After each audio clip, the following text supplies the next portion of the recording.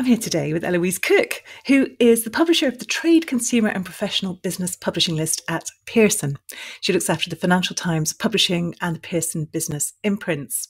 She's an engaged, hands-on editor who's part author coach, part content editor, working with authors to help develop and shape their ideas from concept to publication, and always on the hunt for practical, informative and engaging books that will help readers improve their personal and professional lives. So welcome to the show, Eloise. Yes, that's me. That's me.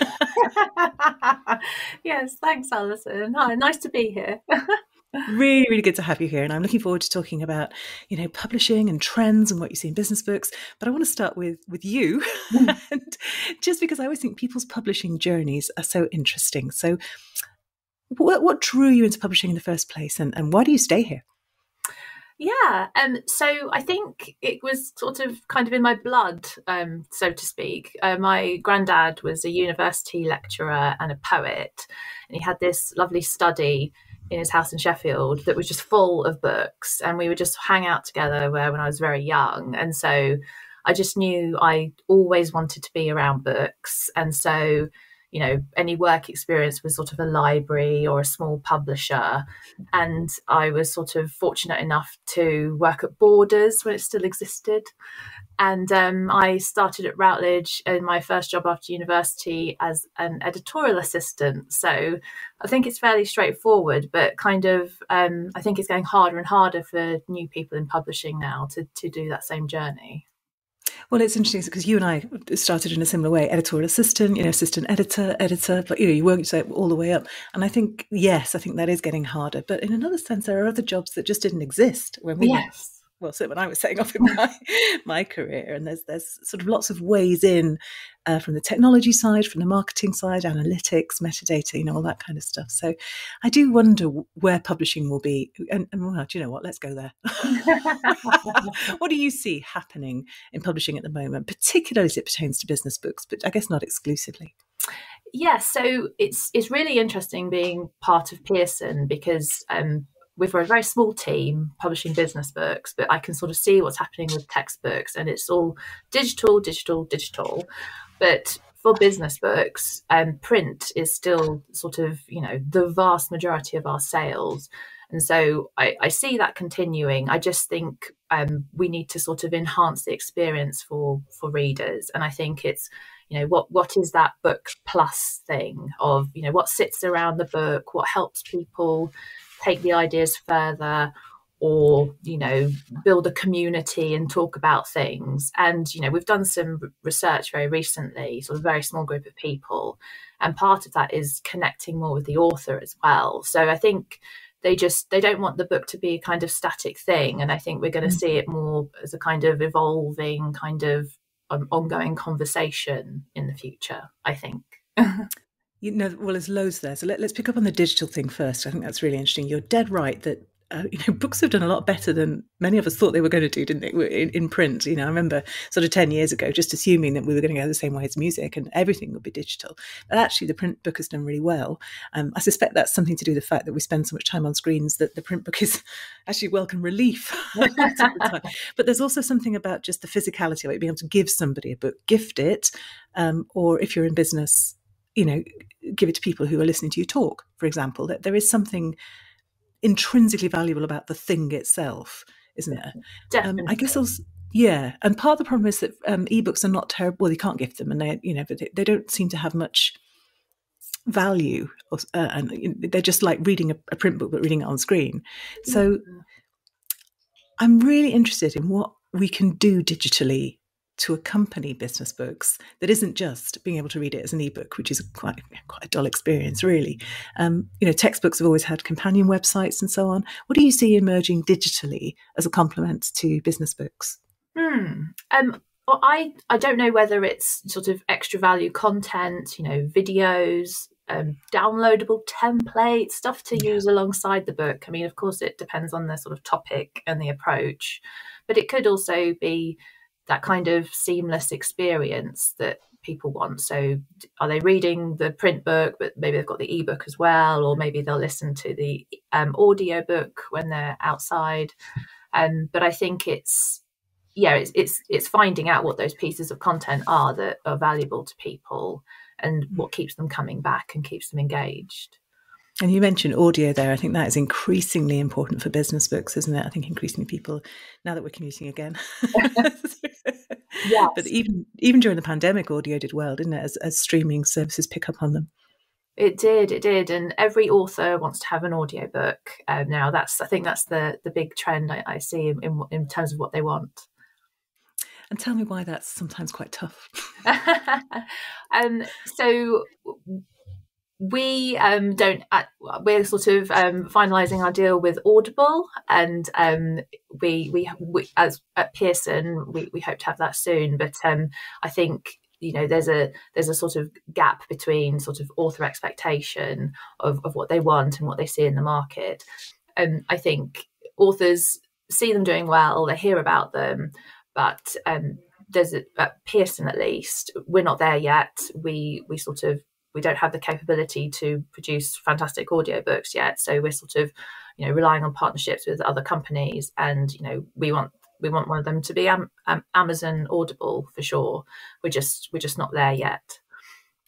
Yeah, it's an expensive business, isn't it? Basically, producing audiobooks for quite an uncertain revenue stream still, Yeah, because of the yeah. credit model and the streaming. Yeah. And I do think that people think that they're selling more than they are. I think what the reality is that people are really evangelical audiobook listeners, but I still think that's a much smaller audience than people who are buying print books.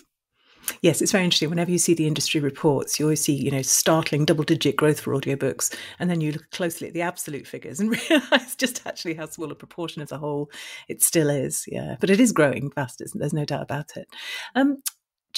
It's interesting talking about author expectations, and just more generally, when an author submits a proposal to you, because this is where everybody's going to be sitting up and listening. What is it that you're looking for? What's the X factor when it comes to business book proposals for you?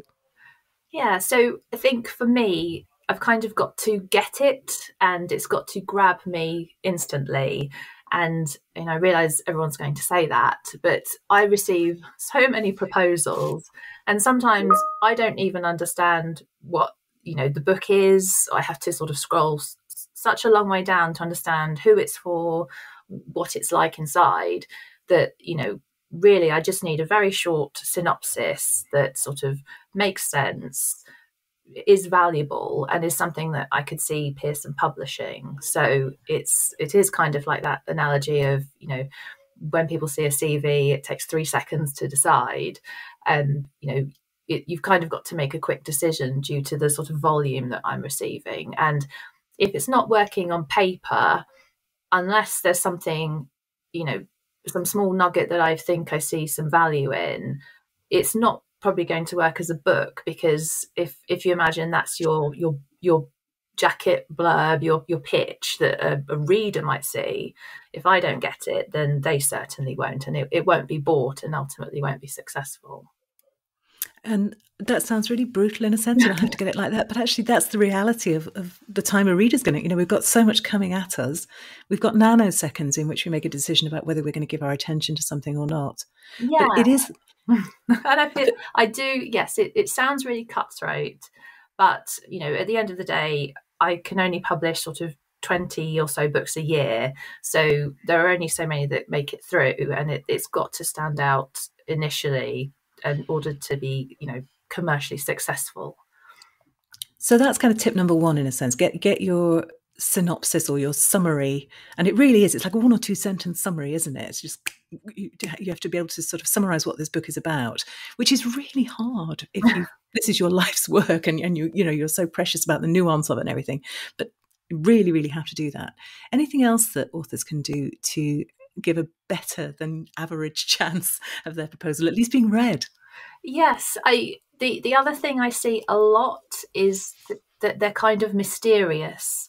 They would create some intrigue. Yeah, but they'll talk about a framework which they don't explain or give any details about, or they'll just be sort of mysterious about the whole concept. And I might go back and ask more questions, but maybe I won't if if it's not intriguing me enough. And I think I understand that they might feel protective and not want to give away too much information, but when I take something to the editorial board, I have to be confident in knowing how to explain how it works, what is what is the value for people. So yeah, don't be mysterious. just tell me what it is.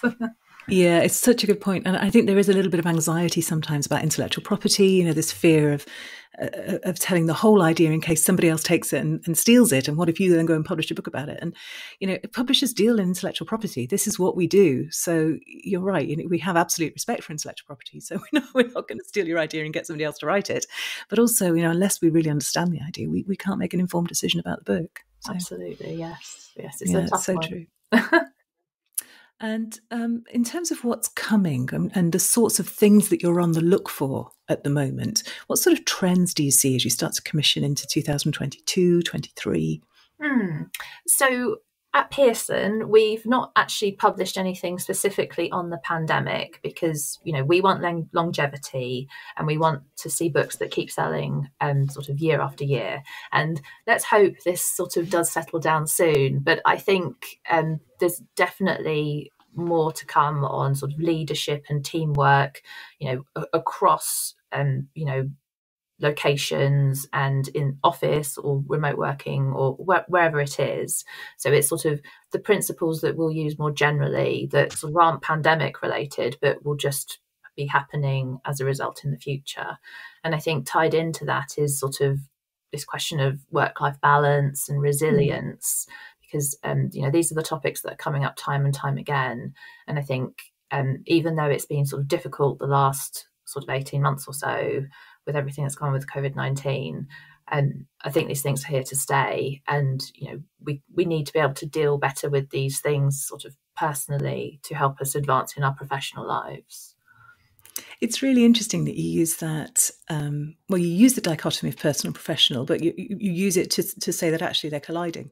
The difference between them is so much less than it used to have. Books about self-development, books about professional development. And it's really eroded now, hasn't it? And well-being at work and your human well-being is understood as part of your professional efficiency. Definitely.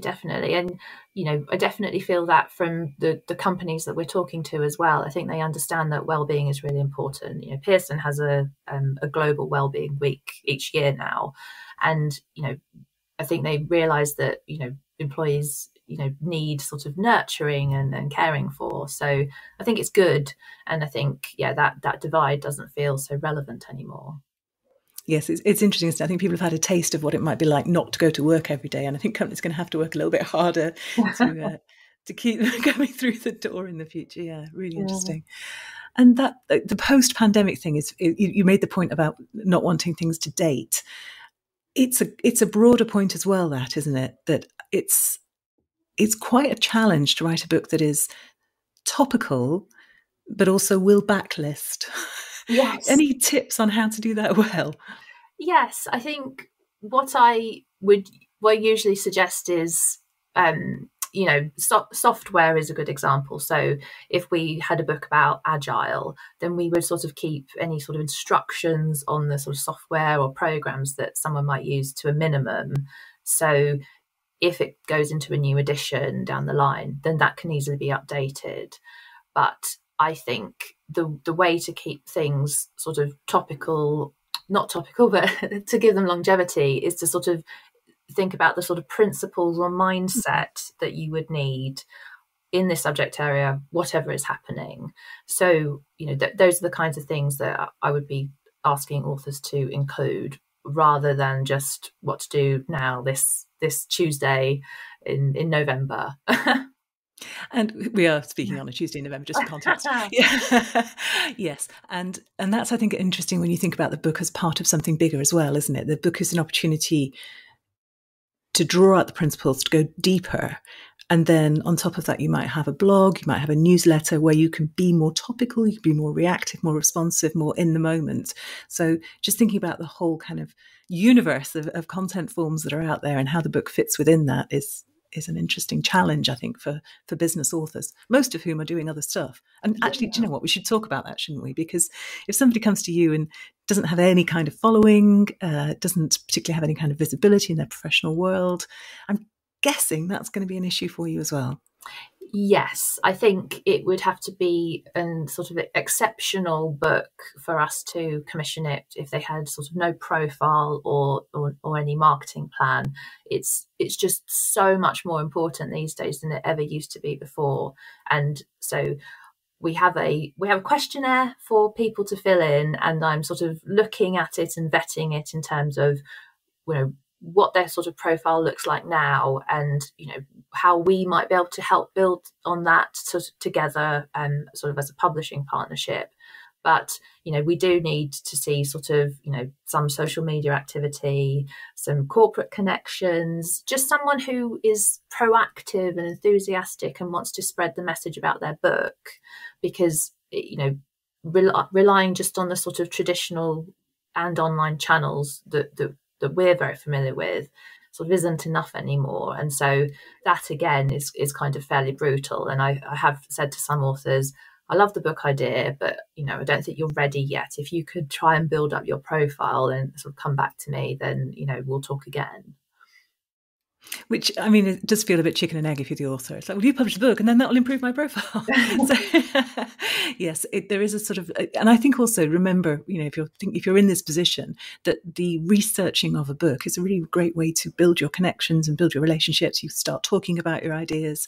So actually, the process of writing, if you're happy to extend it out, can be a really, really valuable part of the process of building your platform as well. And you get that lovely kind of synergy. Yeah, absolutely. I mean, the majority of authors I work with are usually first-time authors, and it's their passion project. It's it's the topic of their company, or it's the training that they do.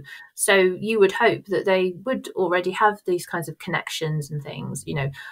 I think gone are the days where we have authors who are just writers for hire. We don't do that anymore. We want people who are sort of specialists who can have a following in this area. And I think that's the difference. Yeah. And going back to the idea of what's coming down the line in terms of business books, you do entrepreneurship and leadership, sort of, corporate thing. Do you see, again, convergence there, or do you see one as becoming more important than the other? What's the sort of balance for you between the people who are running their own business and the people who are managing teams in a bigger business? Yes, I think there's definitely overlap. I think, if we do any sort of starting a business book, obviously that's very specifically for the beginning entrepreneurial audience, but there are so many sort of methods or skills that cross over between, and we hope that would work for whether you have sort of one person you're working with or hundreds, that we're hoping that the sort of value of this knowledge is sort of transferable to between these audiences. And I don't know if intrapreneurial is a very favored word at the moment, but lots of companies are wanting to be a bit more sort of agile and sort of quick thinking like entrepreneurs. So we kind of want to bring that mindset as well. Yeah, that's a really great point, isn't it? Actually, all entrepreneurs are really about is seeing and exploiting opportunities, and you want your people in your companies to be doing that as well. So again, like the personal professional, maybe there's less of a distinction between entrepreneurial and corporate than there used to be. I think that's so interesting. Yeah. And if you were to give a tip for a first-time author, so particularly in the case of submitting a proposal, perhaps, what's the one thing that you would advise somebody listening to think about? Yes, we used to have a set of proposal guidelines, and they are over 10 pages long, and I think it's just too much work to do initially as a sort of an initial concept to a publisher. So I would say just keep it really short and sweet, and just answer the basic questions. I think I've listed some of these on my LinkedIn profile, because I have 10 questions that I ask of all new book ideas. And it's just an easy way of gauging the temperature of things. And then, if it sounds good, we would move on to develop the proposal. So I think just make sure it's really clear, sort of simple and obvious what the book is in a sort of one pager or something. And then you'll also get a quicker answer from the publisher because they won't have to read your whole manuscript. Yes, yes. And you do get an awful lot of paperwork through your inbox, don't you? Yes. I mean, the number of people who will just send me a whole manuscript expecting me to read it is just astronomical, and I do not have time for that. And I appreciate the sentiment, but just less information is better. And it's kind of how the buying decision would be made by the reader. So they're not going to read the whole book in Waterstones. they're going to look at the cover and make a decision based on that. So if it doesn't work in that sense, then it's not going to work as a whole book. And I think the proposal is really interesting because it's kind of a microcosm, isn't it, of how what we can expect from you as an author.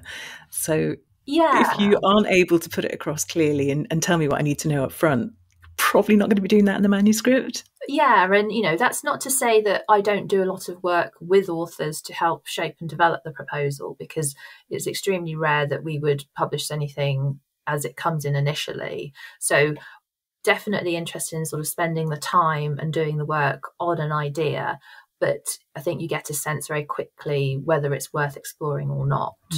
And so I think you just have to try and put your best foot forward as an author at the start. And I think this is really interesting to ask you this question because it's going to be difficult for you to answer given how many authors you have published. Would you like to recommend a business book for us? just the one.